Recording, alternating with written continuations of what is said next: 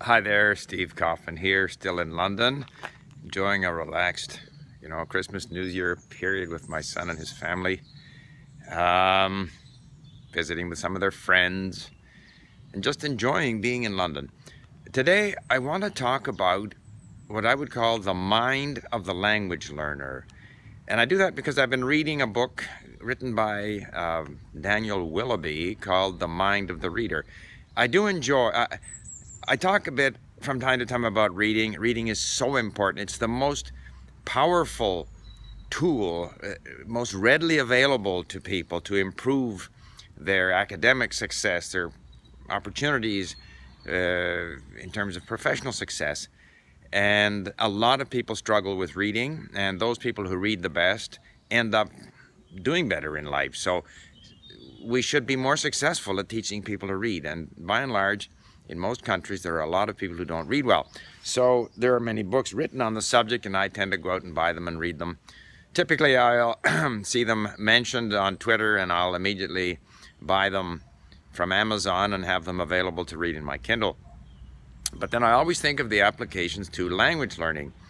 And the important point that Mr. Willoughby makes, and I'll leave a link to the book here in the explanation box, is that it's important for reading, it's important what the attitude of the reader is, because we can talk about techniques for teaching reading, but ultimately good readers are people who read a lot. People who read a lot are people who enjoy reading. How do we get people to enjoy reading? And it's kind of a virtuous circle. If you enjoy reading, you read more, therefore you become a better reader, therefore you enjoy reading more, and you read more and become a better reader, and so forth. And so he talks about the self-concept of a reader, not only what motivates them initially, but they view themselves as readers. And why do they? It could be any number of reasons, because they think it's a worthwhile thing to do, because they enjoy it. They were maybe influenced by their parents who had books around or who read to them. But it's very important to have the self-concept of yourself as a reader. And similarly, for language learning, if you think you are a language learner, if you have a positive attitude towards language learning, if you enjoy language learning, then you will do it. And of course, as with reading, the more you learn languages, whether it be the one language you're working on or even a number of languages, the more you do it, the better you get. It's that simple. It's the old Kato Lam's formula. It was attitude plus time divided by inhibition. So if you have a positive attitude about it, about yourself as a language learner, and you put in the time, and you will, if you have a good attitude, you'll do more of it, then you will get better. And of course, if you have a positive attitude, you'll have fewer inhibitions. So this idea of your self-concept, the mind of a language learner, is very important. And also, as a reader, I enjoy reading. I don't like being asked about what I'm reading. I just enjoy reading. If I misinterpret something, that's fine. There are people who read faster than I do. People who take speed reading courses and can read at tremendous speeds.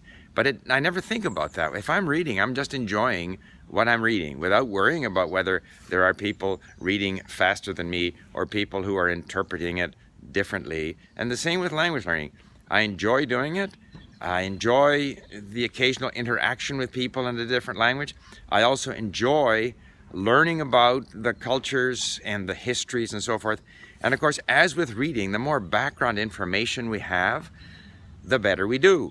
The better, it's been demonstrated that if you compare people with good reading skills and poor reading skills, but the people with poor reading skills have more background information, they in fact will understand more of what they read. So background information is important.